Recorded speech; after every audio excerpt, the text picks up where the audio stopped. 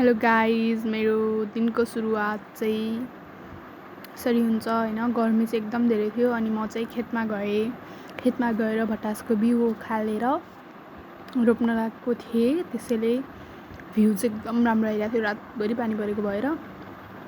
अनि म चाहिँ बिउ उखाल्नतिर लागेँ। अनि यो चाहिँ मैले टाइम ल्याप्समा राखेर बनाएको भिडियो थियो।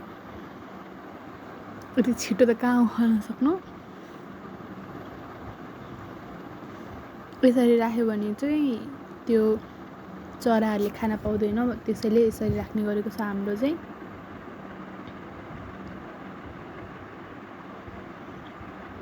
कस्तो राम्रो देखिरह। अनि यो भिडियो बनाउँदै चाहिँ मैले साइडमा राखेर बनाइरहेको थिएँ।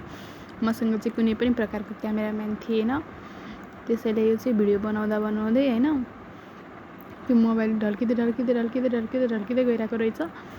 अनि त्यसपछि ढल्क्यो अनि मैले उठेर अफ गरिदिएँ। फेरि भ्यू देखाउँदै यो चाहिँ हाम्रो थाक्रे वडा नम्बर 1। भ्यू चाहिँ यस्तो राम्रो देखिरहेको थियो। मेरो क्यामेरा क्वालिटी अलिकति कम भएर न त कस्तो खतरा नराम्रो हो भ्यू। अनि त्यो चाहिँ मैले बिउ उखालेर भ्याएपछि अनि म चाहिँ लागेँ खेततिर यो रोप्नलाई। अनि यो चाहिँ हाम्रो भटासबारी।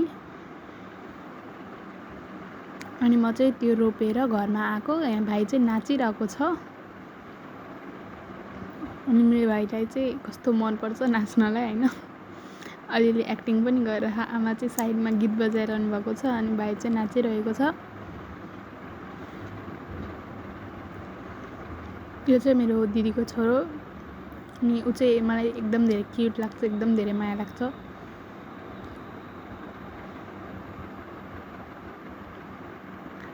कस्तो राम्रो नाचिरहेको छ मेरो भाइले चाहिँ।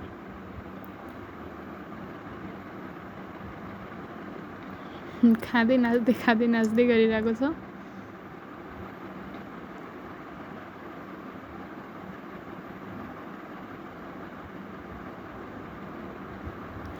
आमा चाहिँ नाच भन्दै अझ गीत पनि बजाइदिनु भएको छ। अनि बेलुकाखेरि चाहिँ हामीले मकै पोल्यौँ आगोमा। अनि आगो बालेको बेलामा के खाना ग्यासमा पकाउनु भनेर आगोमै खाना पकाइदिउँ।